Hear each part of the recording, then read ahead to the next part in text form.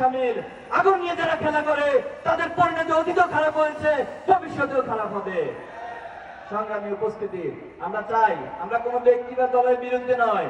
ইসলামী ছাত্র শিবির যারা ন্যায় ইনসাফের পক্ষে কথা বলবে, যারা বাংলাদেশের পক্ষে কথা বলবে, আধিপত্যবাদের বিরুদ্ধে অবস্থান নেবে, ছাত্র শিবির সকল ব্যক্তি এবং দলের পাশে দাঁড়াবে। আমরা ঘোষণা দিচ্ছি, আগামী দিনে যারা সৎ, দক্ষ এবং দেশপ্রেমিক হয়ে বাংলাদেশকে পরিচালনা করবে, ইসলামী ছাত্র শিবির তার সর্বোচ্চ টুকু দিয়ে তাদের পাশে সহযোগিতা করবে, পাশে দাঁড়াবে ইনশাআল্লাহ। সংগ্রামী উপস্থিতি, আজকে যে ডাক্তার খালিদুজ্জামানের আহ্বানে আমরা এখানে এসেছি, তিনি ইতিমধ্যেই এই অঞ্চলে ধানমন্ডি, গুলশান, বনানী, বাসানটেক সহ এই অঞ্চলে অনেক উন্নয়নের তিনি নজির স্থাপন করেছেন।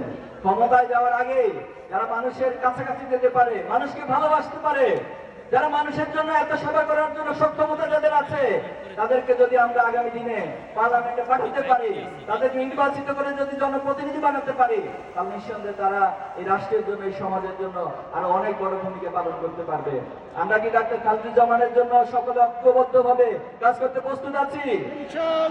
ইনশাআল্লাহ। তিনি শুধুমাত্র রোগীর সেবা নয়, আলহামদুলিল্লাহ তিনি প্রমাণ করেছেন তিনি সমাজ সেবা এবং মানবতার সেবায় অগ্রগামী হিসেবে ভূমিকা রাখতে সক্ষম ইনশাআল্লাহ। আমরা মা বোনদের উদ্দেশ্যে বলতে চাই, ইসলামের ইতিহাসে মা বোনেরা অনেক বড় ভূমিকা রেখেছে, জিহাদের ময়দানে ভূমিকা রেখেছিলেন এবং ইসলামকে প্রচার প্রসারে, ইসলামের জ্ঞান চর্চায় হযরত আয়েশা রাদিয়াল্লাহু তাআলা ভূমিকা রেখেছিলেন। সবচেয়ে বড় বিষয় হচ্ছে আল্লাহ রাসূলুল্লাহ সাল্লাল্লাহু আলাইহি ওয়াসাল্লামের সময় যিনি প্রথম শহীদ হয়েছিলেন, সুমাইয়া রাদিয়াল্লাহু তাআলা আনহা। এজন্য নারী এবং বোনদের যে ভূমিকা, এটা বাংলাদেশের ইতিহাসের প্রেক্ষাপটে আমরা দেখেছি, জুলাই এবং আগস্টে আমরা দেখেছি। ওনারা যেভাবে করে আমাদের ভাই এবং বোনদের পাশে এসে দাঁড়িয়েছেন, ছাত্রদের পাশে এসে দাঁড়িয়েছেন, মায়েরা তার সন্তানদেরকে এসে রাস্তায় নেমে গিয়েছিলেন, অনেকে বিভিন্ন খাবার রান্না করে রাস্তায় আমাদের ছাত্র জনতার কাছে বিলিয়ে দিয়েছেন। আমরা বিশ্বাস করি আপনাদের এই প্রচেষ্টা যদি অব্যাহত থাকে, আগামী দিনে আমরা যে স্বপ্নের বাংলাদেশের চিন্তা করছি, যে সমৃদ্ধ বাংলাদেশের চিন্তা করছি, আপনাদের ভূমিকার মধ্য দিয়ে সে বাংলাদেশ বিনির্মিত হবে ইনশাআল্লাহ। পরিশেষে আমরা বলতে চাই, আমরা যে অগ্রযাত্রা নিয়ে সামনে এগিয়ে যাচ্ছি, পৃথিবীর কোন শক্তি, কোন সামর্থ্য নাই আমাদের সে অগ্রযাত্রাকে রুদ্ধ করে দিবে। আমরা আল্লাহর উপর ভরসা করে নিজেদের সকল প্রচেষ্টাকে একত্রিত করে সামনে এগিয়ে যেতে চাই। এই বাংলাদেশের জন্য অসংখ্য জীবন এবং রক্ত দিয়েছে।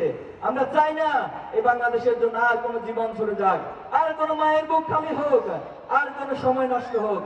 অনেক সময় নষ্ট করা হয়েছে।